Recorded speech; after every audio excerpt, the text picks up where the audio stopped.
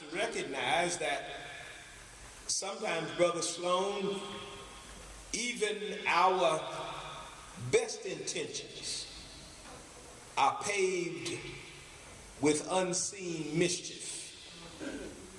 What I'm saying is that sometimes we don't think through a situation. Yeah, he persuaded them there in chapter 37. As he's talking to them, he wants them to realize that maybe we should just put him in the pit.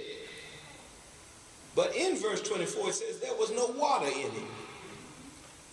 Now I'm pointing this out to you as a side note, Sister Bobby Brewster, because sometimes what happens is people don't think through what they do. And sometimes we feel like I'm doing right, but because you don't think it through, the ultimate end is the same. See, in this politically correct society, we try to make things look good. We try to hide things in the pit. But in this case, even though they would hide him in the pit and he's thinking that he would go back and get him later and all of those kind of things, there's still no water in the pit. And so if for some reason he can't go back and get him, ultimately he's going to die anyway. As a matter of fact, I would think that it might even be a worse death to just have to sit and suffer without water, to just suffer through it. And I'm saying that because I'm not necessarily, and maybe some of us who have reached a certain age still have not learned the lesson, but I'm really saying this is J.C. Turner, so that we might recognize that our actions will, Sister Ray, our actions will at some point in time cause us to have some reactions. And see, I'm saying it, matter of fact, there's some actions right now that's going to have a reaction. Okay? Now let me show you the action that's going to have a reaction. All of my young folk in the yellow section move to a green section, and do not move to an empty green section. Move to my right or to my left where there are some adults that can keep you focused. Now see, that's an action. When I call your name a couple times in the future, recognize that that means I need your attention. Meshach and Ethan, start moving, please, so that you don't hold up this sermon any longer. Now see, that's what you call action and reaction. I call your name the first time, the action ought to be to look straight. When I call your name, get still real quick. I don't appreciate it.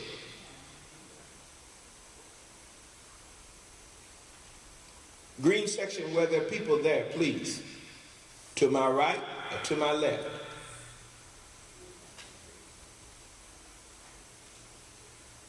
Glad this church doesn't pay me by the hour.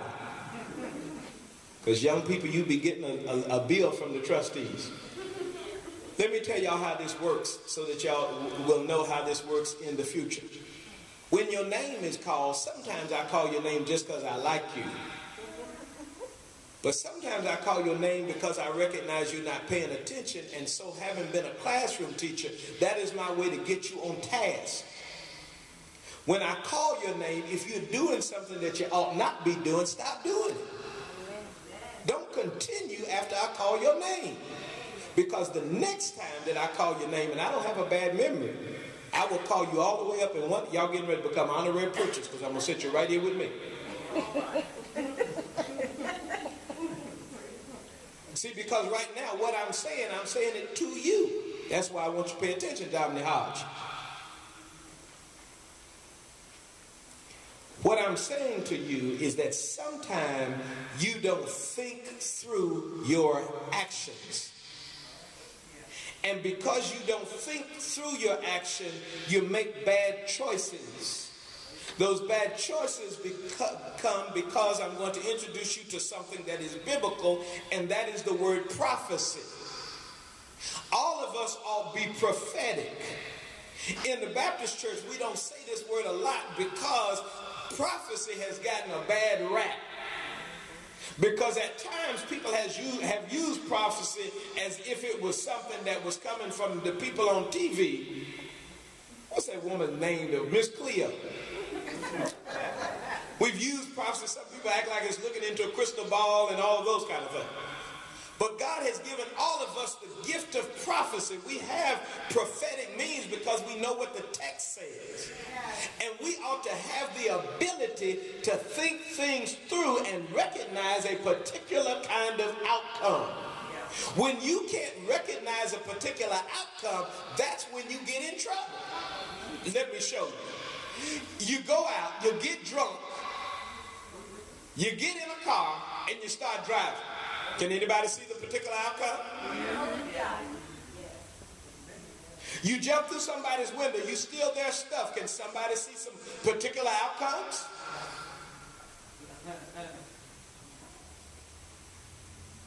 You walk up and smack somebody for no reason. Smack me. Can you see a particular outcome? What happens is when we can't see those outcomes, when we look in the pit and we miss the fact that there's no water, when we miss the next step, it causes us to get in trouble. That's where babies come from. I'll leave it at that. You need to be able to see a particular outcome. And so, now that I've given you that side note, let's look at the text for today. Genesis chapter 37, verse 25. And they sat down to eat bread, and they lifted up their eyes and looked, and behold, a company of Ishmaelites came from Gilead, with their camels bearing spicery and balm and myrrh, going to carry it down to Egypt. And Judah said unto his brothers, what profited us if we slay our brother and conceal his blood? Come and let us sell him to the Ishmaelites, and let not our hand be upon him, for he is our brother and our flesh. And his brethren were content. You know what you need to do to stop all of the strife? You need to stop using people. You need to stop using people. Part of the problem that we have is the fact that we use people as if they're nothing. That's why relationships are not as important as they should be. Because we've become such consumers that now we feel like we can consume people. You know, we throw stuff away. You got Pampers that you throw away. You got plastic plates. You got plastic forks and so on and so forth that you throw away. And now, Sister Risa Moore, believe it or not, there are people who actually come to pastors across the country and say, we're going to get married. You say, well, that's good, and hopefully you'll be committed and you'll live forever until death do us part, and so on and so forth. Well, we recognize that if it does not work out, we can get divorced. And those are the good couples. Because the others come and say, you know what, if we just live together for a while, we'll try this relationship out. If it works, fine. If it doesn't, that way we don't have anything invested in it. That's treating people like they're disposable. That's another notch on your belt. That's another person whose life you just kind of went through. We got to stop using people. We got to stop using people. There are too many folk who are involved in just usury. And they always say that it's men folk. But it's not just men folk. There's a many full stomach that came off of a skirt being lifted just above the knee. Watch out now. You know what I'm saying. I do. You done paid for Red Lobster and Benny Hanna and everybody else with your knees. Gotta stop using people, and then you get upset when you've created a stalker that won't leave you alone. You behind you. And so what happens is people start using people, and then we think that all of a sudden you can just bottle somebody up and discard them like you throw away trash. But people have feelings, and because they have feelings, we can't just use people. And not only that, God said that we will reap what we sow, for God will not be mocked. So therefore we can't just use people, because what you put in the life of other folks is going to come back in your life. And so when you think that you can use people for money, time period to get you through your rebound relationships. Think about it before you just use people. There's some folk that use the church like it's an ATM machine. Anytime there's a problem, and anytime there's a situation, somebody died in the family, something happened, and so they stop by the church for a moment, put that little code in, Psalm 23, I know that scripture, and now I'm here, I've got my name on the roll, but I'm going to stay here till I get healed, I'm going to stay here till the church pays my light bill, I'm going to stay here till the preacher says something good, and then I'm hit the road, Jack. I let the good times roll because I'm using the church. I'm using people. I'm using relationships. And so, of course, that breeds contempt. That breeds contempt. That breeds strife.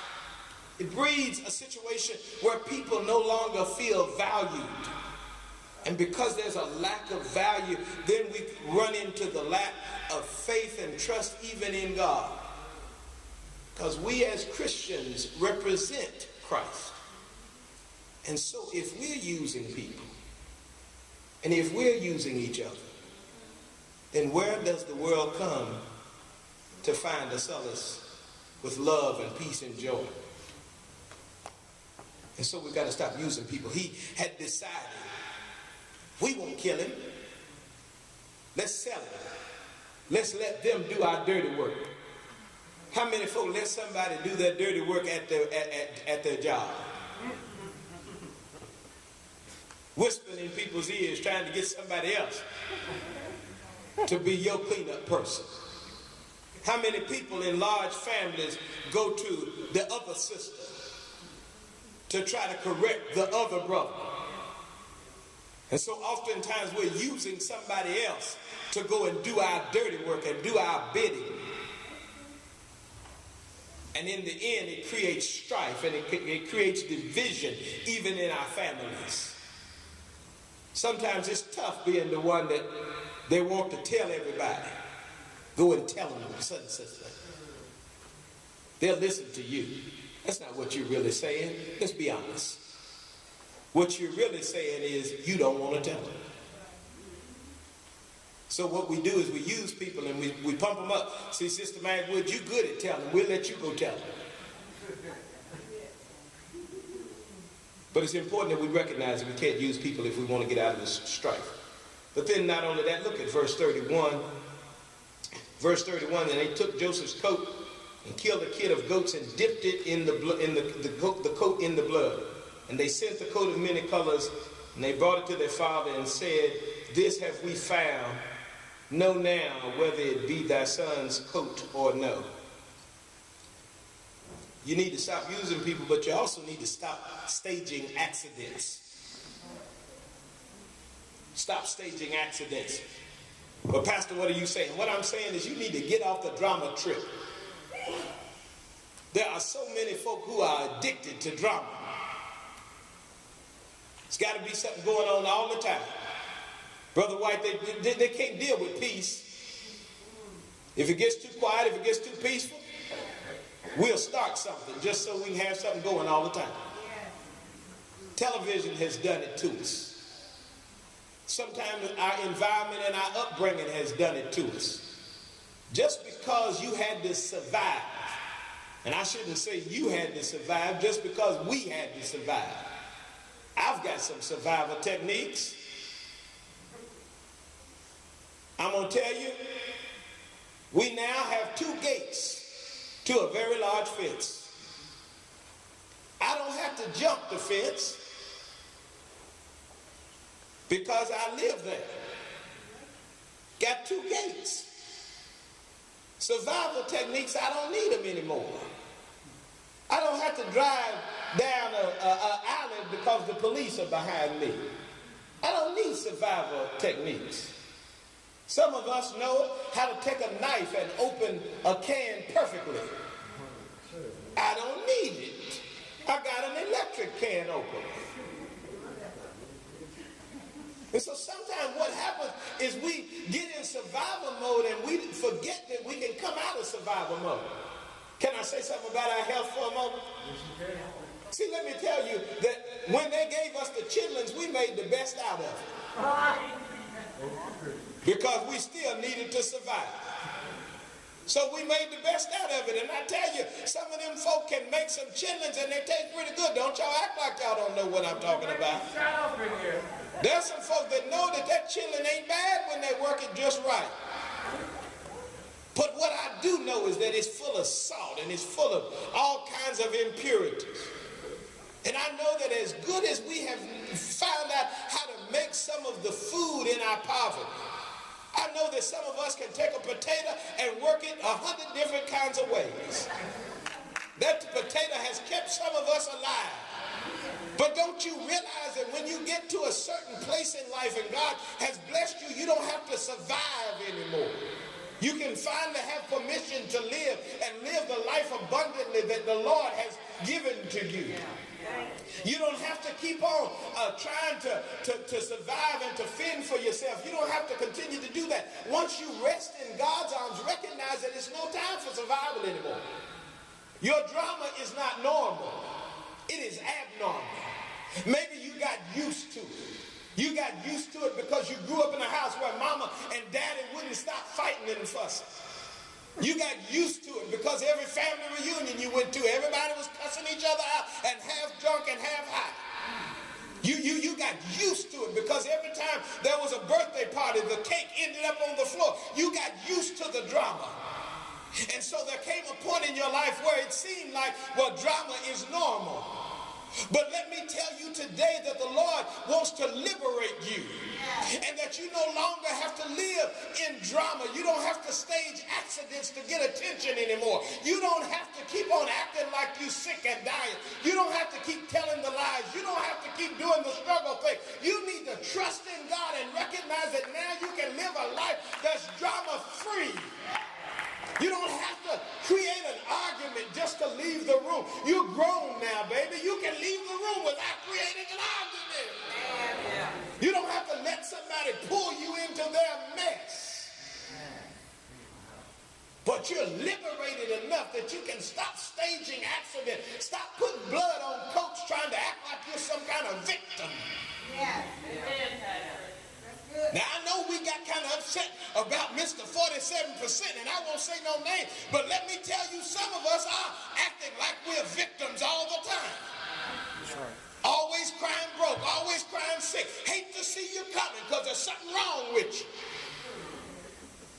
And so finally, when are we finally going to say, look, I'm tired of the drama. I'm tired of the negative stuff. I'm tired of living like this. I'm tired of staging accidents. I'm tired of trying to make excuses for my life. I'm going to wake up and put my life in God's hands. And so we've got to stop staging accidents. We need to tell the truth. Be honest about where God really wants us to be. And so, stop using people. Stop staging accidents. But then look, it says, and they sent the coat of many colors, and they brought it to their father, and said, this have we found. Know now whether it be thy son's coat or not. Don't present deceptive questions. See, sometimes we try to become strategic liars. Sister Valerie Saunders, sometimes we get real strategic with it. Well, I didn't really say that. And we try to be crafty with our words. They already knew. They knew exactly whose coat it was. That's right. They already knew what kind of blood was on that. And so rather than going and telling the lie, they went and asked a question. And sometimes that's what we do. We get ourselves caught up in a bunch of deceptive questions. And when it really gets sick is when we start answering our own questions. Because you know when you tell a lie, you try to tell it with a straight face. But if you're real good at lying, you try to tell it until you believe it. And so, you know, we put blood on coats and then look at the coat and say, that's his blood. Start to trying to imagine and live in a fantasy world where it really happened. But can I do something for some adults in this room today? Childhood is over. That's why the scriptures say that when I was a child, I spake as a child. But as you mature and as you take the journey, then you recognize that you don't have to speak like kids anymore. You can put away childish things. Kids lie because they're going to get a whipping. But why are you still lying? Why are we still asking deceptive questions? Why are we still trying to fool everybody around us and ourselves? You know that part of strife comes from this whole idea of trying to trick yourself. Because when you try to trick yourself, you walk around with a chip on your shoulder because somewhere inside you really know the truth. You just don't want to face it. Yes. And so, yeah, you've been looking at your electric bill and you know it's pink. You know on the inside it has a cutoff date, but you've decided just not to open it. You know that you got a stalker on your hands and you've tried to change your phone number and you've changed your lock, but you know you still got somebody crazy at your door. You would have called the police, but somewhere in your mind, you wish that they would just get their mind straight and you could open the door again. But if you would tell the truth, then you would know that crazy is still crazy. If you would tell the truth, you would know that that bill is still there. If you would tell the truth, you realize that you got to push back from some of that chocolate cake because the chocolate cake is going to your gut and your butt. Some of us would realize if we would start pushing back from some of the lies that we tell ourselves and some of the deceptive questions that we put forward, and we're asking these questions because we don't want to face the truth. And that causes strife because every time a hint of the truth comes up, then what do you do? Oh, if I might be a Baptist preacher today, let me tell you what happened when the truth came to town. I hear folks say that they really like the truth, but I kind of agree with Jack Nicholson, who said years ago, you can't handle the truth. I hear a whole lot of folks saying, I like to keep it real. Yeah, you like to keep it real in somebody else's life. You don't like it when it's real in your life. And so when the truth finally came to town, when Jesus came to town, what did they do with Jesus? You can't tell me that the world likes the truth, because when the ultimate truth came, they crucified him on the cross of Calvary. And so what are we doing with our truth? Oftentimes we're sticking it in the pit without water, hoping that it'll die. Oftentimes we're taking our truth and trying to get somebody to carry that dog's bone for us. Oftentimes we're taking our truth and creating drama so that I don't have to look at myself. I'd rather talk about you than talk about me. And so what we've got to do is we've got to put our life in God's hands. We've got to recognize that the season is up for us trying to play childish games. The season is up for us to keep on lying and playing ring around the roses and playing hide-go-seek for my problems. Because guess what? Somebody finally has counted. And they're not at 5, 10, 20. They're at 85, 90, 95, and 100. And guess what you're in? Because it's time for you to grow up and finally say, I need to be an adult and I need to take initiative for my own situations. Stop trying to blame everybody else. Stop trying to hide everybody else. Stop trying to strip everybody of their blessings because you're not where you ought to be. Stop pointing the finger at somebody else and recognize it's me, and it's me, oh Lord, standing here in the need of prayer. It's not my mother, it's not my father, it's not my brother, not my sister, not the preacher, but it's me, oh Lord, standing in the need of prayer. I can stop talking about the boys on the corner. I can stop talking about those in the whorehouse. I can stop talking about those who are in the crack house, the liars and the thieves. I can stop talking about them and look in the mirror and ask the question, is it the man in the mirror? Because I've got some problems, I've got some disease, I've been lying, I've been cheating, I've been doing some things that God doesn't want me to do. And so I need to look at that man and say, we've got to change. The only way we can change is first to turn from our wicked ways and look to God and say, I'm sorry, God. I'm tired of lying. I'm tired of drama. I'm tired of it, God. I need you in my life. I'm tired of slipping and dipping and dodging. I'm tired of going to the hotel for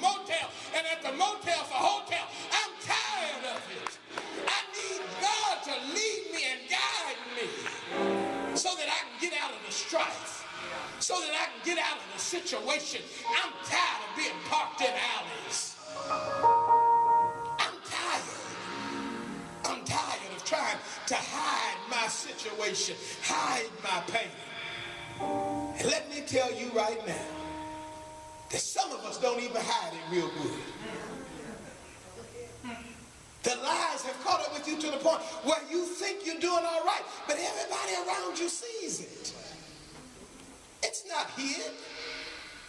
Because, yeah, there's no water in your pit, but there's still some casualties in your pit. Can I just say 2 more words about that? Sister Jackie Turner, you realize that if you stick something in the pit and there's no water in it, the first response is to do what? Is to holler. So there's some of us who are walking around, we think our pits are covered up, but there's a whole bunch of noise coming from your pit. Oh, there's noise coming from your pit. That's why you're trying to figure out why you can't get the knuckleheads to listen to you.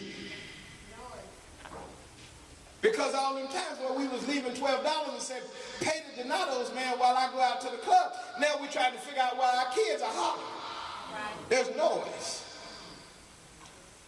There's noise. But then you know what? There's something worse than noise. You know what happens if your pit is open? No water's in there, and there's no water. First, your pit gets quiet. And some of us are living in that stage. And so what we think, Brother Wesley, is that finally it's gone. I don't hear it anymore. So I must not have a problem. See, that's what we start lying to ourselves. I must not have a problem because I don't hear it. It's thirsty. It's tired. It's at the point of death, so I don't hear it anymore. But guess what, Sister Trina Wood? After you don't hear it for a while, then it starts stinking. Because ultimately, the thing in the pit dies. And then the stench is worse than hearing it.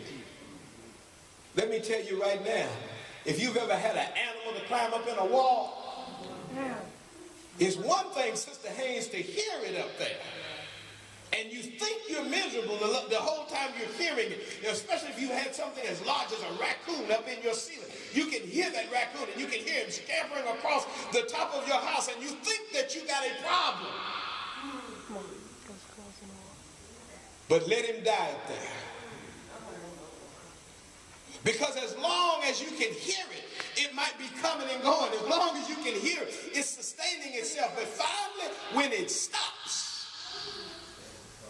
and starts to stink. But there's something worse than that, Sister Littlefield. Because when it starts to stink, at least you still know that you got a problem. The Lord speaks to us in different ways, and sometimes our issues are hollering at us saying, won't you fix me? Sometimes our issues are stinking and trying to get our attention. Won't you correct me? But then you know what's even worse? The sound is gone. The scent is gone. And all you're left is skeletons in your closet.